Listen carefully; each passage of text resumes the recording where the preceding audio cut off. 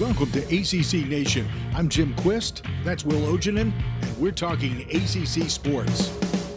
A busy month so far? That's an understatement. Going back to the end of February and 1st of March, here's a taste of all the sports action going on in the ACC. NC State captured the ACC Wrestling Championship. It's their third straight. Duke swept the ACC Fencing Championships. The ACC named award winners in women's basketball from two panels. Both agreed on the ACC Player of the Year in Louisville's Dana Evans. However, they didn't see eye to eye on the Coach of the Year. Georgia Tech's Nell Fortner and NC State's Wes Moore were named. You can check out the full winners list at accnation.net. The ACC Women's Basketball Tournament was all that and a whole lot more, with Louisville and NC State going head-to-head in the championship. Perez will keep it and take it and hit it with 2.1 to go. Timeout Louisville to advance to midcourt. Check the story out along with two video choices, highlights, and the full game at accnation.net. Notre Dame upset Florida State in men's action, setting up Virginia for another shot at the regular season title. The Cavaliers struggled a bit against Louisville, but pulled it out when it mattered for the win. The ACC leads all conferences with 11 teams selected for the NCAA Cross Country Championship coming up next week. The ACC Men's Basketball Award winners and the tournament brackets were announced over the weekend. We'll share that with you on the podcast. That's right, that's coming up next, along with our thoughts and our picks in head-to-head matchups. Well, before we get into the games, let's take a look at the latest AP and USA Today top 25s, along with the NCAA NET Rankings for ACC teams and how they've performed in Q1 through 4 action this year. Then the brackets from ESPN's Joe Lunardi, and I know that you love this guy, Jerry Palm from CBS Sports. So very much. Yeah, so very much. All right, here's how the AP top 25, the top 5 is listed as follows. Gonzaga is at number 1, Baylor 2, Illinois 3, Michigan 4, Iowa 5. There is a slight difference over in the coaches poll. Gonzaga, Baylor, Illinois, Michigan, and then Alabama comes in at number 5. Who in the world put a football team in there at number 5 in basketball? Then we get in to the ACC. Over on the AP top 25, this is what we've got. At number 15, it's Florida State. Number 16, Virginia. Number 22, Virginia Tech. And in the receiving votes category, it's at number 29, Clemson. Now, let's slide over to the USA Today poll where the coaches have the word, and they're saying that Florida State is at number 13 and Virginia at 15 and Virginia Tech at 21. In their RV category, they've got Clemson at 30 and North Carolina shows up at number 39. Interesting. Okay. The big move there was Florida State and Virginia for obvious reasons. You know, Florida State losing to Notre Dame, that really dinged them big time. And Virginia having a win over Louisville just pushed them up, and they won by default, kind of, the ACC championship regular season title. So a lot of movement up and down by both of these teams. Florida State drops 4 spots. Virginia rises 5. Virginia Tech remains at number 22. So only 3 teams. At the beginning of the season, would you have ever imagined these 3 teams being in the top 25? These 3 teams, because now I think both of us would say 2 out of 3, sure. Well, yeah, you know, as the song by Meatloaf goes, 2 out of 3 ain't bad. But no, I don't think anybody outside of, you know, being a Virginia Tech fan thought they would have been in the top 25. I mean, you look at how that team, you know, came into the season.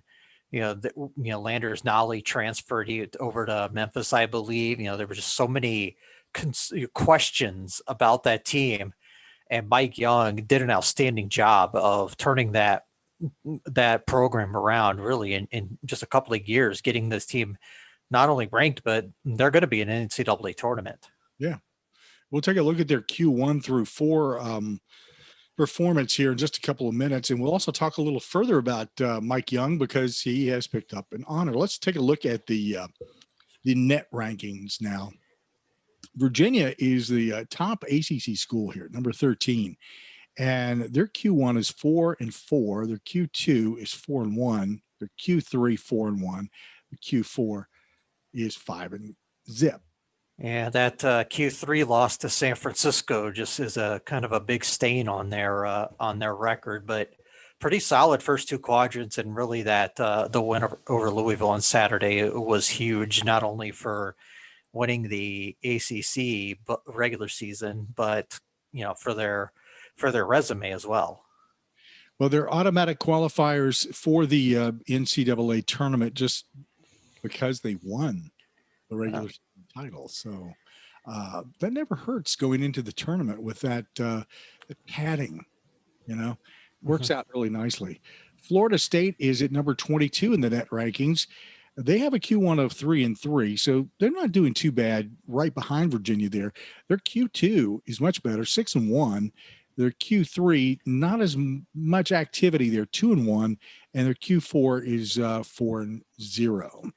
So I would have say their Q3 loss is the home loss to UCF back in December. But yeah, that was a very strange loss for them. But that, like I said, that was in December before we really knew what this team was, and they obviously had figured it out. But at the same time, this is the way the ACC's been this year. A lot of questionable results, but as we've gone through the season.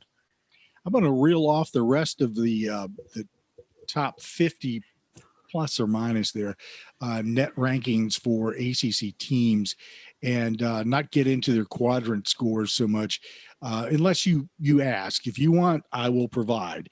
Clemson is at number 36. Georgia Tech at 38, North Carolina 39, Virginia Tech 42, Syracuse 49. And I threw in Louisville because there is a good chance that they will be in the NCAA tournament. The bracketologists believe that. They're at 51. Here, I'm going to go ahead and take a look at their quadrant 1 and 5.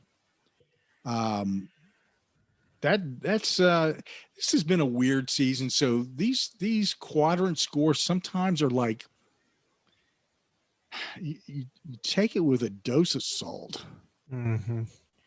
And you get a lot of wins that are borderline Q1, Q2s. I can't remember which one is that Q1 win. If it's I think it's the Georgia. It's either the Georgia Tech win at home or at Duke, but both are really quality wins. And sweeping Duke in general is really good for the resume. But yeah, I think the Duke wins might be Q2 if I'm not mistaken. But the one thing that really stood out to me when you were going over the rankings is how high Georgia Tech is in the net, given the two losses they suffered to open the season, the Georgia State and Mercer games, and they're still ranked that high. That really tells you just kind of the quality wins that they've had over the season. They're one of the teams that beat Florida State. That's a big win in there. And the fact that they've won 6 in a row at this point as well. That's and sitting at 15-8, a lot of good quality wins, and that will really help when it comes to your ranking. This is one of the reasons I think that Pastner was in the discussion for Coach of the Year honors. Georgia Tech has been flying under the radar all season, and you can see the progress. They started out really rough. And part of that, Pastner blames himself for it, which he should. Mm-hmm. You have a doctor tell you one thing, you always get a second opinion. So, Anyway, but that no contact beginning of their practices and stuff like that, I think that did hurt them. But they have come along. They have certainly developed a lot, and I think that's indicative of who the Player of the Year award went to. Mm-hmm. And definitely. And And, we'll get into that in a moment, but not only him, but, the defensive player of the year too. That's right. That's right. That big stuff there. So that's an interesting look there. There are 7 teams which we believe will be possibly headed to the NCAA tournament. So let's take a look now at what Lunardi and Palm have to say. And I'll let you cringe a little bit here in just a moment. We'll go with Lunardi first. Here's how Joe Lunardi has his bracket set up. And this is just going to be the number 1 seed and in the ACC teams and how they're seeded. So in segment 1, he has Gonzaga at number 1, Florida State at number 5. In 2, he has Baylor at number 1, Virginia 4, Louisville 10, and Georgia Tech 11. Interesting. In the 3rd, he has Michigan as number 1, Clemson at 7, Virginia Tech at 8, and in 4, he has Illinois, and at number 9, North Carolina. Lunardi's last 4 buys include Louisville and Georgia Tech. Syracuse is in the first 4 out. I honestly don't have any issues with the way things look now, because I think we've just gotten to the point where, we've weeded out enough that we have an idea as to who's who and how they're. At least with the ACC, we know who is, but well, we'll see. Syracuse, like he has them in the first 4 out, which it's the yearly occurrence. You always say Izzo in March. It's Boeheim on the bubble. They're always perpetually there, and if they can pick up 2 wins at least in the ACC tournament this week, then they're in the discussion. Depending on how all the conference tournaments play out, if there are any bubble thieves or bid thieves. It's going to be interesting. And here's how Palm has his set up. In that first region, he's got Gonzaga, number 5, Virginia, number 10, Louisville. In the second, he has Baylor as the first seed, Florida State at 4, Virginia Tech at 6. In the third, I guess, it would be Michigan as the number 1 seed, Clemson at number 5, North Carolina at 10. And in the last, it's Illinois as the number 1 seed. Georgia Tech comes in at 10. Now, Palm has his on the bubble teams, Georgia Tech, Louisville, and North Carolina. And Syracuse is among his first 4 out. So, again, as you mentioned, Syracuse, if I had a tie, I'd do my Rodney Dangerfield invitation. Yeah. But it's earned, folks. So just saying. I don't have too much qualms with either one of these guys. It seems to me like, again, we have sifted down through so much with the ACC that we've got a really clear idea as to who should have a shot. Doesn't necessarily mean they're a lock by any stretch. 7 would be a pretty lucky number to get in, to be frank, or to just be myself, Jim. So, I don't see Syracuse making it number 1. Yeah, I hear you. It's their resume. I don't really think has a lot to it. I think a lot of it is just because they're Syracuse, but they have 2 wins in a row. Beating Carolina and Clemson, but this team, when they've gone on the road, they are nowhere near the same team. Remember, they lost to Duke by 14, lost to Georgia Tech by 7, got blown out by Clemson, lost by 23 at Virginia, lost by 20 at Pitt, lost by 6 to North Carolina, and also lost to another bubble team in Rutgers by 10 earlier in December. So you're going to tell me that this team is that's on the bubble has proven absolutely nothing away from the Carrier Dome has a legitimate shot. Yeah, I'm not going for it.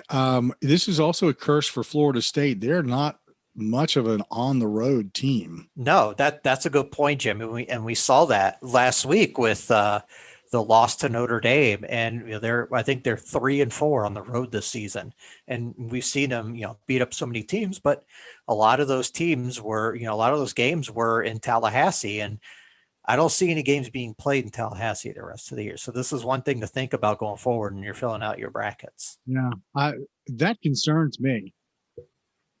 It does very much so.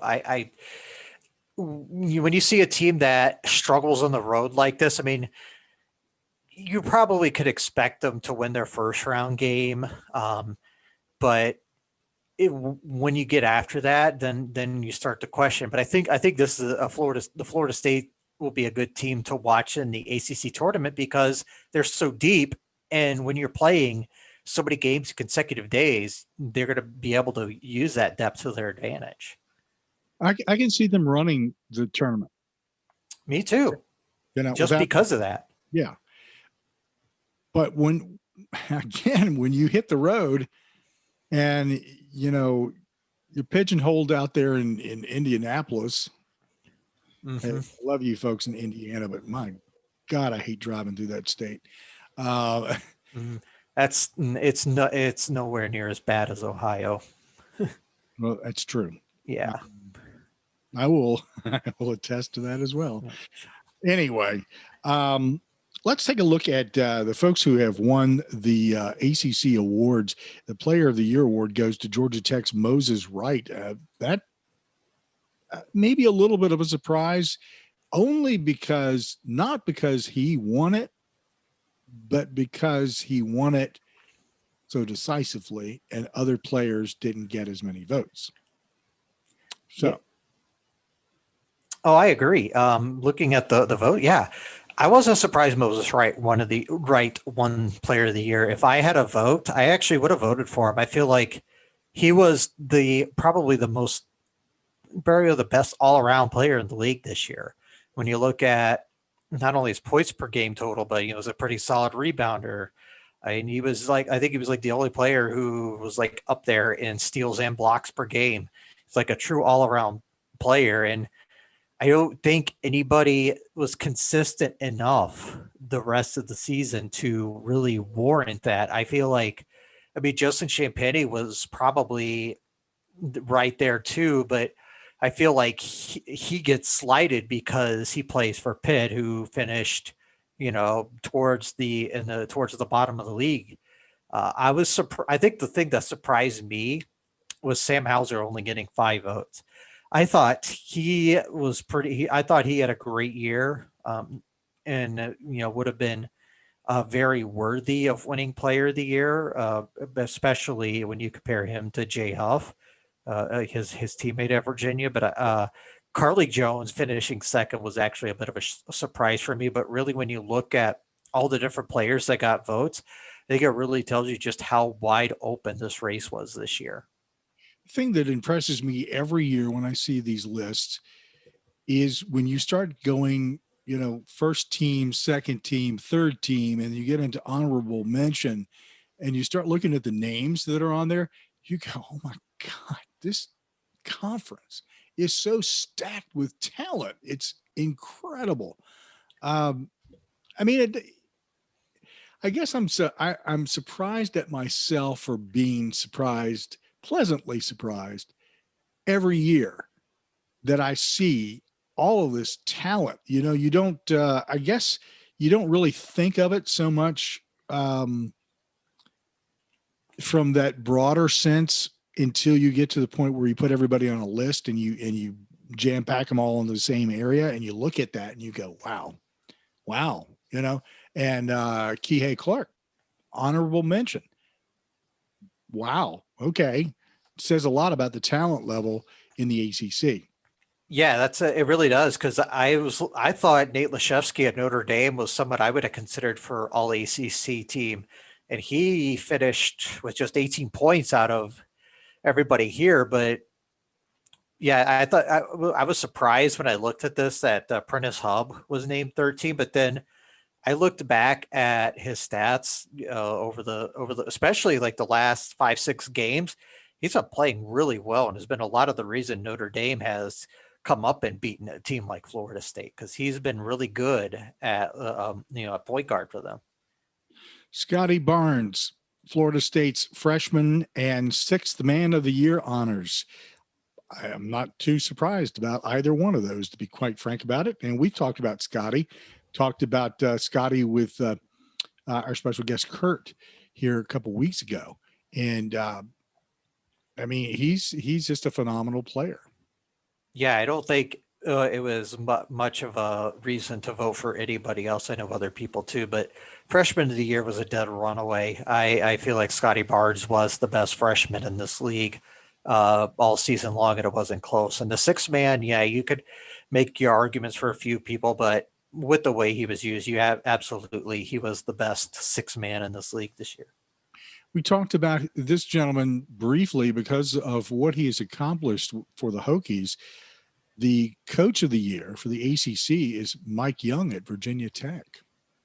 Yeah, I understand the reasoning for that, and I don't have much of an issue with it. See, obviously, like I said, he did a lot of great things for the Virginia Tech program, but you could also say that a lot of the damage was done against the bottom of the league, and I think most of those wins were. And Leonard Hamilton, who was right behind him, probably could have been more deserving, because he lost so many of the big pieces from last year's team, and ended up second in the league and had a shot to win. Or a Josh Pastner, who I always consider Georgia Tech to be my sleeper team this year.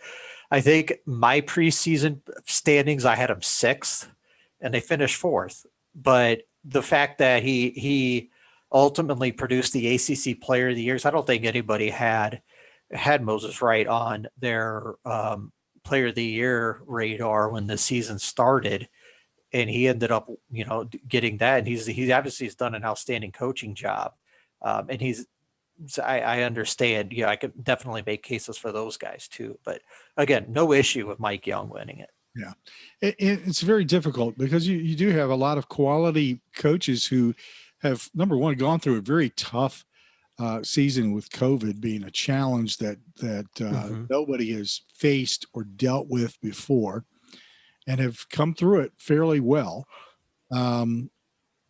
So yeah, Mike Young having that, I think he's done a lot to really help that program, and a lot of people were very concerned with the coaching changeover that, how are they going to replace Buzz?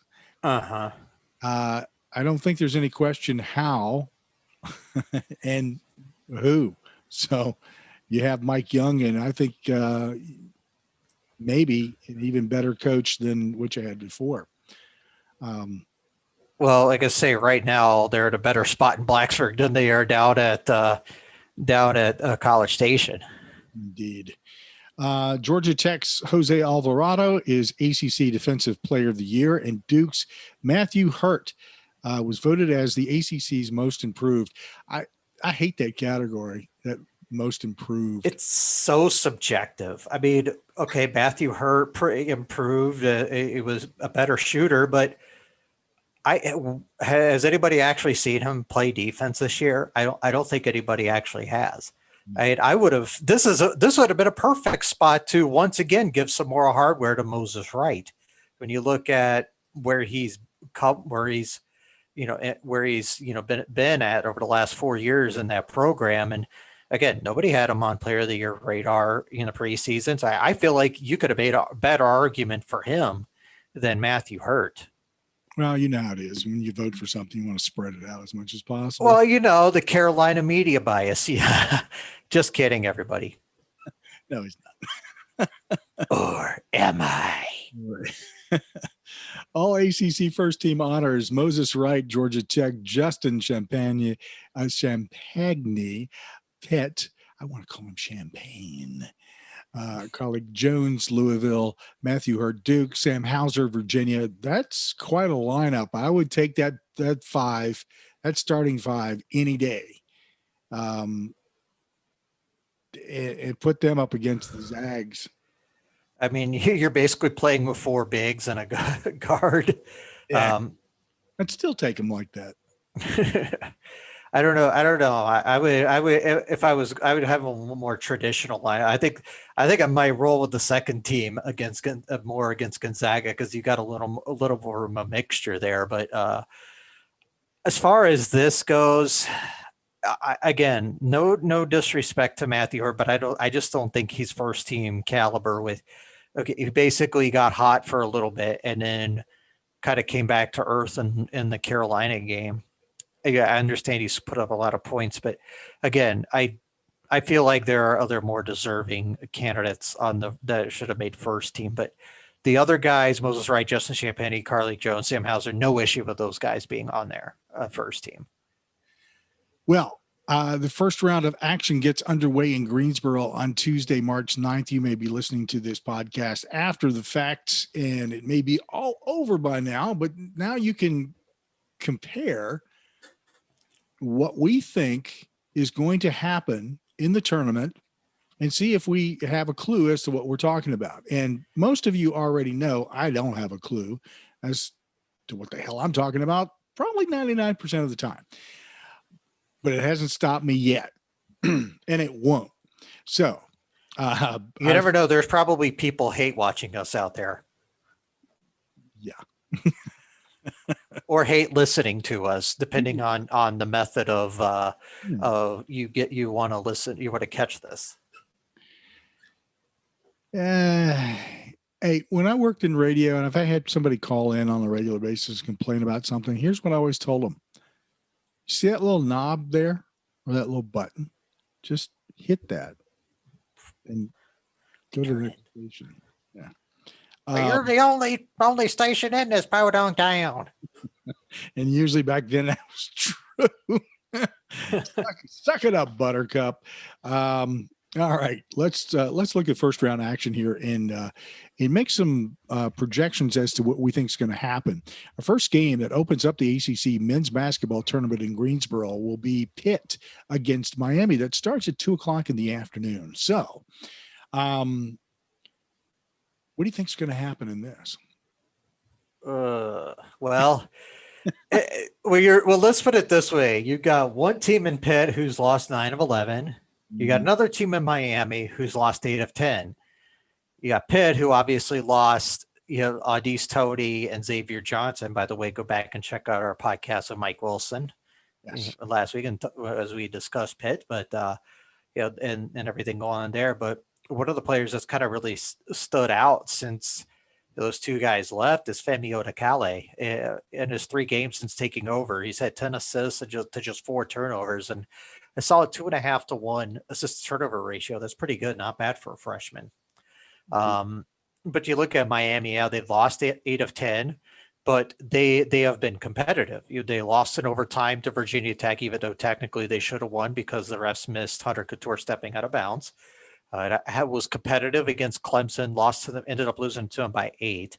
Obviously they've beat Duke, they've gone out and, snatched victories from some teams that they probably on paper shouldn't have beat. So I think I might take Miami in this game because I feel like this is a team that just based on where they are right now, where these two teams are right now, I feel like Miami is in a better spot than Pitt is. I feel like now with these defections of those two players that, I think they're just trying to get through the rest of this season and gear up for next season. It's going to be an interesting one in Pittsburgh. Good point. I believe Pitt because they have a shallow bench now. They don't have enough go-to people. They have some people who have stepped up, and one of them that you indicated there just a second ago, who has made a big difference. And this tells me that there's a lot of promise next year for Pitt, but not this season. I think they're going to give Miami a run for their money, but it's not going to last for the entire game. I think Miami just has too much on the roster to get winded and to be taken advantage of, unless they go in there thinking that, hey, we're going to take this game. It's going to be a cakewalk or whatever. And, they get fooled. I'd go with Miami in this particular instance too, and Miami will move forward in play to the second round. We'll tell you about who they're going to play next. The next game starts at 4:30. These games, by the way, are going to be on the ACC network. And for goodness sakes, folks, if your provider does not have, and we know who that one is, it does not have the ACC network just yet, why don't you switch?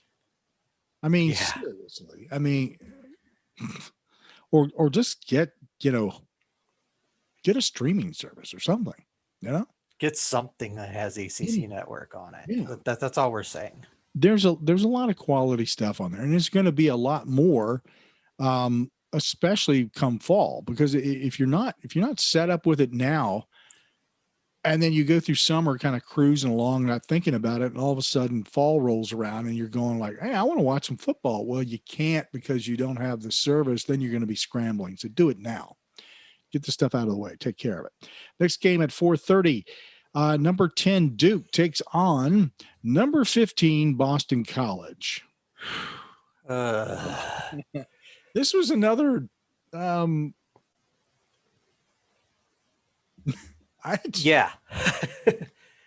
The way I see this game is, they're Boston College just, they're try to get through the offseason. We already lost, they already lost Winston Tabbs, who's transferred. Obviously lost their coach, Jim Christian, who's no longer there. Scott Spinelli's kind of coaching his team. And I just doesn't, and they really haven't been, other than that first game, they haven't been super competitive. Now, Duke, obviously they've lost 3 in a row after, they flirted with the NCAA tournament. The one thing you're concerned about, as I mentioned it a bit ago, Matthew Hurt was so hot for so long, but was 6 of 16 shooting against Carolina. And I've always said there's going to be some regression to the mean coming. And I think that UNC game could be, the start of that. Now, he might go off in this game because, it's Boston College. But let me tell y'all, the one person on Duke's roster that I think if they make a significant run in this tournament, it's going to be because of him. And that's Mark Williams. The way I've seen his play elevate lately, over the last 4 games, he's averaging 16.7 rebounds and 2 blocks per game. This is someone who's really starting to blossom, and I think will be a big reason as to if Duke makes a run in this tournament. I think it's going to be him because, today Duke is not a great defensive team, but if a team who likes to shoot it inside don't have a person that can go up against Mark Williams very well, and he's going to be swatting a lot of shots. So you're going to go with Duke? I'm going to go with Duke.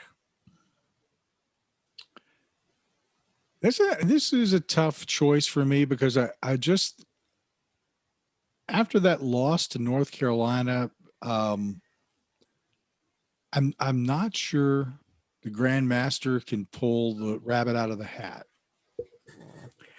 Well, I mean, I don't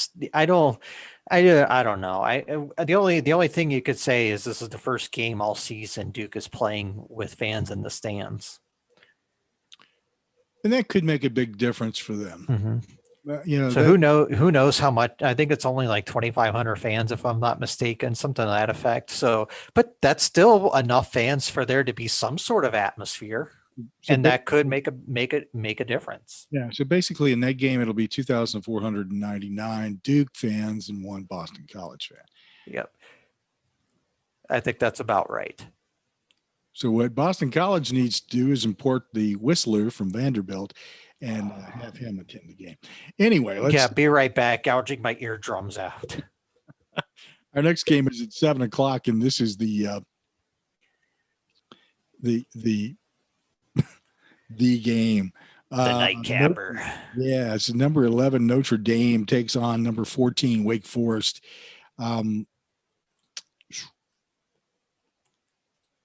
I think, I feel like with this game, it's Notre Dame, yeah, I mean, we saw what they did last week. They obviously upset Florida State. They're doing really good.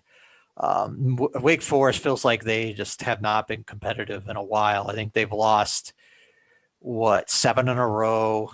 Really, after that overtime loss to Florida State, they just haven't been in any games. You look at their losses: 24 to Duke, 18 to NC State, 21 to Clemson, where they scored 39 points. Lost by 38 to Virginia Tech, 13 to Pitt, and then 12 to Georgia Tech. This team is just, it feels like the bottom came out for this team. And like I said, with Notre Dame, obviously they're coming off a big win over Florida State, even though they had lost 4 in a row previous to this. But we know this team, when they can shoot, if they can get the shooting going consistently, this is a team that can beat just about anybody. So I will take Notre Dame to win this game. I'm going with Notre Dame in this one too. It seems like the obvious pick, and that's why it disturbs me a bit. And for all you fans who were, heckling, booing, whatever you were doing with Mike Bray, really, I mean, dude's made that program pretty successful. Don't look a gift horse in the mouth. I don't believe he's going anywhere anytime soon anyway. Not for probably 4 more years when his contract runs out. So our next game, second round, this ought to be an interesting game. Number 8, Syracuse, and number 9, NC State. NC State can certainly play a spoiler here. Syracuse absolutely needs this game in a big, big way. This is on Wednesday, March 10th, noon, ACC Network. This is, I mean, it's an 8-9 game, so yeah, it's going to be pretty evenly matched, but this is a really tough game to pick. I mean, Syracuse, well, obviously, I mean, it would not surprise me if Syracuse just doesn't want to play in this game because, it's Boeheim and Greensboro, and we know how much he loves being there. They obviously have the big one over Carolina, and they beat Carolina and Clemson. Not pretty nice wins that will help their resume. But I tell you, NC State's won 5 in a row. They won at Virginia, which we know is something that's not done very much. I would be curious to see how this team plays out, because we've seen them. They beat, like I said a moment ago, they beat Virginia on the road, and the game they played in Raleigh, they were leading with about 8 minutes left. And then Kevin Keats made what I would consider an unwise decision to bench DJ Funderburg, and Virginia kind of made a run and came back and won the game. But I might lean State in this game because I feel like, and I've already said, I said this early on Twitter this week, I think State might be my sleeper team for next season. And a lot of it has to do with the way of the play of their freshmen. Sebron is one. He's played really well. Cam Hayes, who's playing point guard, he's really done a good job there. He, as a freshman, I'm really high on Shaquille Moore, another kid who, he's not a consistent offensive player yet, but I love him on the defensive end. He's extremely athletic, and I think if he can hone his skills, he's going to be a special player. But I think they definitely have a bright future, and I think they can sneak out a win in this game. So I think I'll take NC State to beat Syracuse and knock them off the bubble. I'm going with NC State in this game as well, because I just don't think that I don't think Syracuse has what it takes to deliver this type of important game in Greensboro. We're agreeing too much, Jim. This is true. I agree. I don't.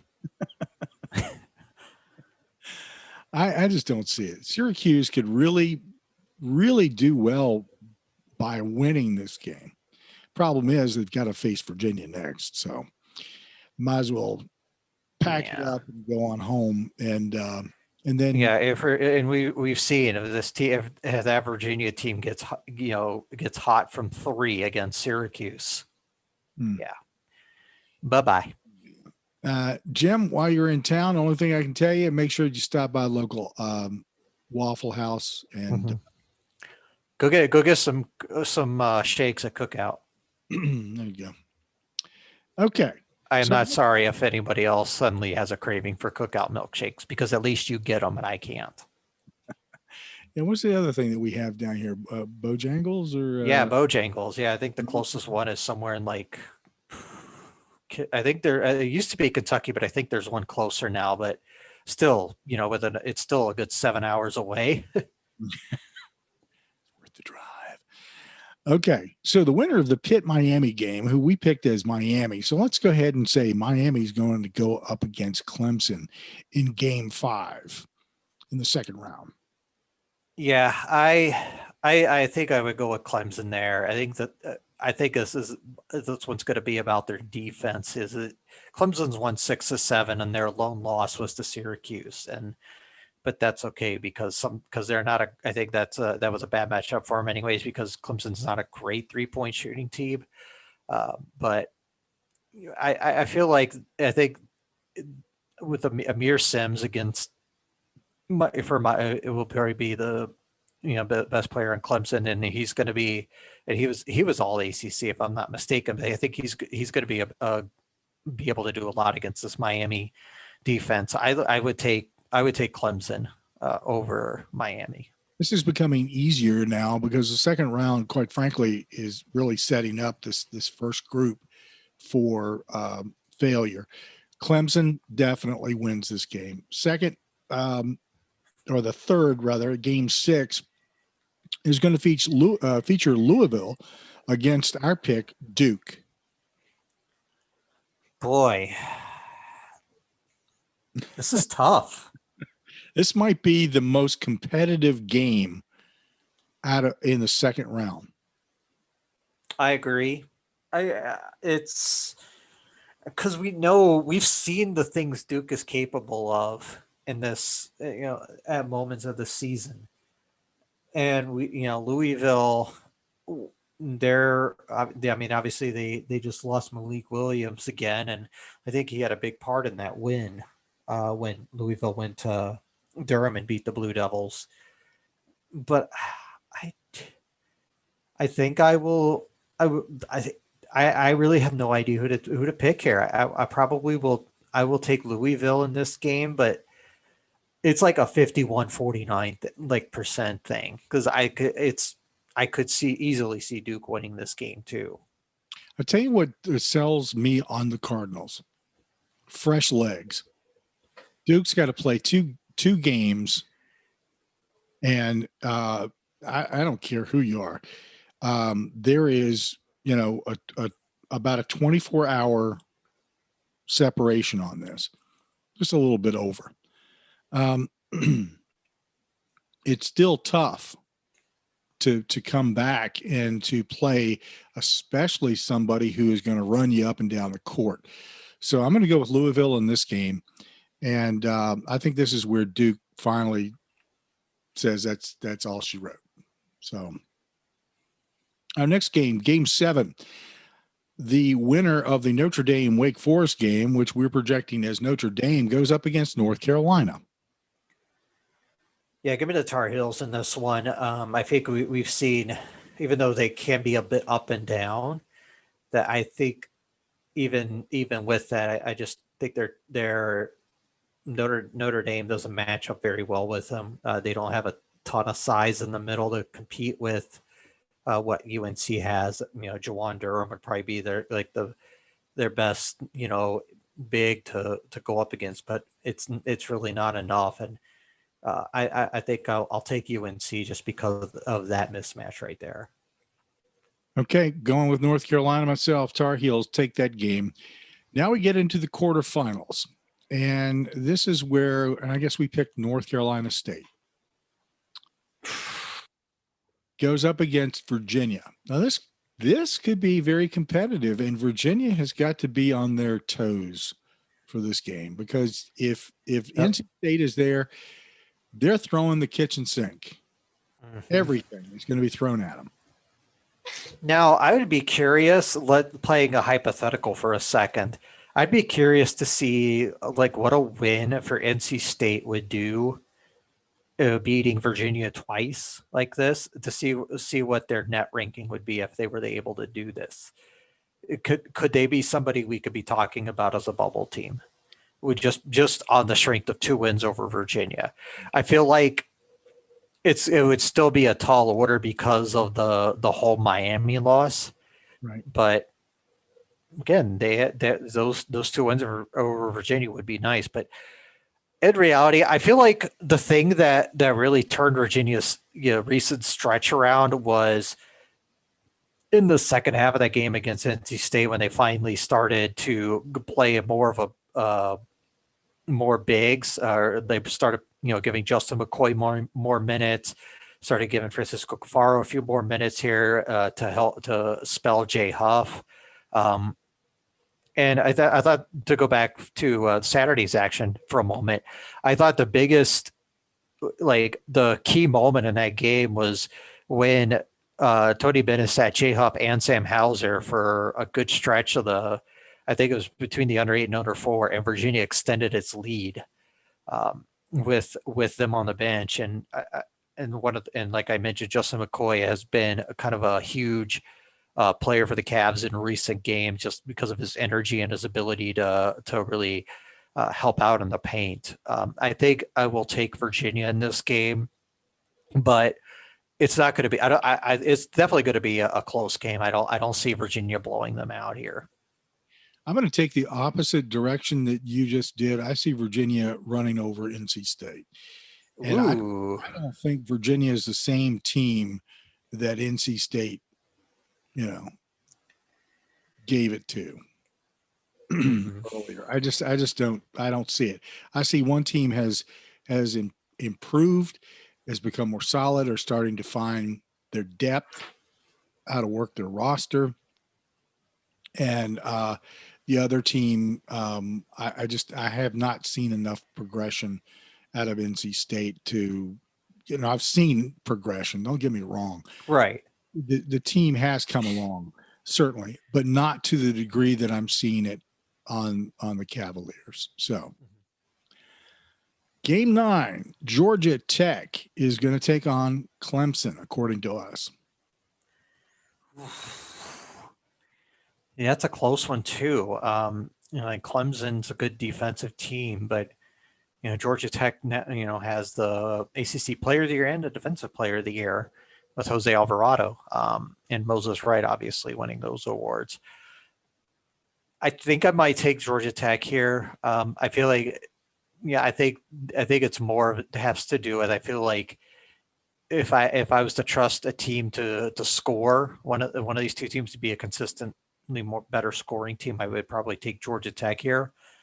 This is just like the Virginia NC State game. I think this is going to be a pretty competitive game and close throughout. So I'll take the Yellow Jackets. Georgia Tech, this is a win, and I'm saying by 5 to 8 points. So. Okay, yeah, that's kind of where I think it's going to be too. Somewhere right there, a couple possessions. Yeah. Our next game is Florida State, and it will be Florida State against Louisville. That's what we're projecting. Yeah, I think I'm taking Florida State in this one. I feel like I just don't see Louisville being able to pull off the upset here. Given, I feel like Florida State's going to come out hungry in this game after kind of going through a tough stretch. Florida State, no problem. I think that this is the team that I see has the most potential for running through and winning the tournament title. So our next game is Virginia Tech, and we're projecting North Carolina. I could I think I might take this, but I think I might go with UNC in this game. I feel like this team could be a team that could easily, with their size, they could give Virginia Tech a lot of fits for this in this matchup. And they didn't play in the regular season because I think their matchup had to get canceled because of COVID. I feel like, and so it'll be the first time we'll see these two teams this year or play each other. And I feel like Carolina could match up really well with them. So I think I'm going to take the upset here and go with the Tar Heels. And I also think one other thing to consider here as well is Tech coming off basically a COVID pause, and that's kind of scary to think about too. A team coming off a COVID pause, and it's not like with Florida State when they came off of COVID pauses and was beating people pretty handily. That was the selling point for me for North Carolina winning this game. Otherwise, I would think that they might be fairly evenly matched. And when I say evenly matched, I'm not talking about apples to apples, because this is an apples to oranges type of two teams against each other. They're very different in a lot of ways. Mm-hmm. And their strengths are different. It's a matter of whether one team's strength, as opposed to the other team's strength, which one of those two is going to win out.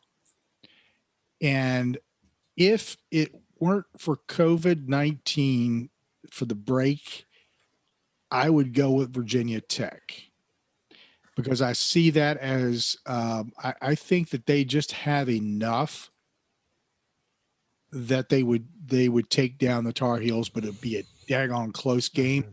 But in this case, that's not the situation. So Tar Heels it is for me as well. Yeah, I think if the Hokies got hot from 3 in this game, I could see them doing it. But again, coming off of a couple of week layoff, it's something I just have my concerns about. So we move into the semifinals next. We got Virginia up, and so they've knocked off NC State. The next game was Georgia Tech and Clemson, and we went with Georgia Tech. Am I correct? Yeah, we both took the Yellow Jackets. Okay. So it's going to be Virginia and Georgia Tech in the first semifinal. I feel like with the way Virginia's play, the kind of the new lineup and the way Tony Bennett's adjusted his minute, I feel like this is going to be make a little bit better matchup. I think I'm going to take Virginia in this one. I also think that like these, I don't think this is going to be a blowout by any means, but like you said, that 5 to 8 point range, I think this is where it's going to end up being. So I'll take Virginia. Yep. Virginia takes this game. Our next matchup is going to be North Carolina and Florida State. Ooh, nice matchup. Nice. Yeah. See, here's where I'm torn. We talked about, Florida State not being the same team away from Tallahassee, but at the same time, I also mentioned that they have the depth to multiple games in a row. In North Carolina, obviously will have played this would, and if they were to make the semifinals, this would be their third game in 3 days. I will slightly lean Florida State in this game just because they're going to be a day fresher, only having to play 2 games instead of 3 like Carolina. And I feel like still such a young team like Carolina, that might be a bit much for them. I'm right there with you. I think this is all about fresh legs, and the home advantage for North Carolina cannot be underestimated. That right is definitely going to be intensely Tar Heel centric in this game, and that's always a factor when you're dealing with a team like Florida State that has an issue winning on the road. It comes into play. But here's the thing. Florida State is awesomely athletic and a deeper bench. And they're going to have fresher legs. All of those factors come down to they're going to win this game. Florida State over North Carolina. And to be quite frank about it, I think that by the first portion of what would be a fourth quarter. So basically the last 10 minutes of the game. Right. It's going to get out of hand. That's what I see here. I just think that they're just that overwhelming. So this sets up another powerhouse game between Virginia and Florida State. And man, based upon that loss to Florida State, does Virginia have what it takes? Here's how I look at it. I thought Florida State shot well beyond their means from from three in that game. I don't think that's something that's repeatable in a second game. You're also looking at, like I said, a team a Virginia team that's looked a little bit different lately. But you can also say you look at a couple of coaches that have given Tony Bennett fits over the last few years. Leonard Hamilton is one of those. And I also feel like that if both of these teams made the championship game, I think it would be more of a partisan Virginia crowd. So a lot of things that could make this a very, it's a really even in my book between these two. Because like I said, the depth would definitely lean towards Florida State. But I feel like the talent is on I think Virginia has more at least top end talent. I think I think Florida State's probably deeper on the bench right now for sure. This is it might pay you could probably just see the wheels spinning in my head. I see smoke. Yeah. Hold on, let me double. I'm just kidding. It might pay me to do this, but I think I'm going to take Florida State to beat Virginia again. And this is another 51-49 thing. If I had a coin handy, I probably would just flipped it and gone that. But I'm going to just take a slight lean towards Florida State here. Here's where I go against the grain. I'm going with Virginia, and in part because I have seen enough of teams that implement solid defenses, a scheme. If you run it properly, it shuts people down. Mm-hmm. And as you pointed out, Florida State, there's no way that they're going to repeat that 3-point flurry again. I mean, it's not going to happen.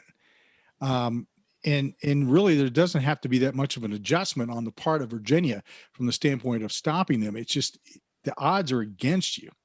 Mm-hmm.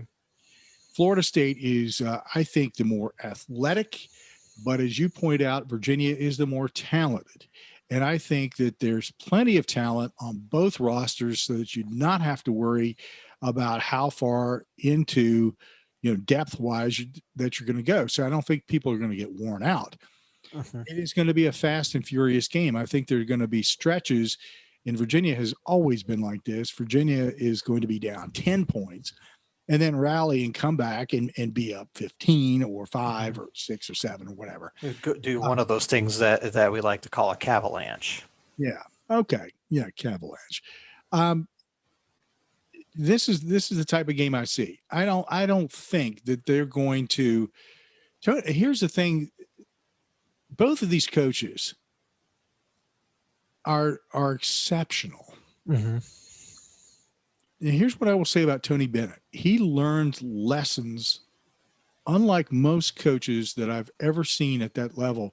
He learns from his mistakes, and he's ready to accept that and say, hey, I screwed up here, or I can make an adjustment there.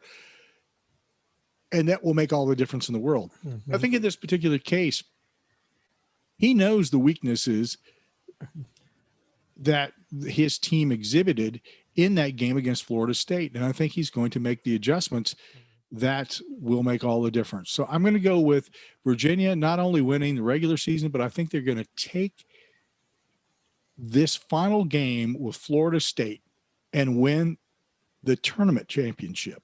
And so they'll be the true champion in everybody's eyes, right? Yeah, right. Okay.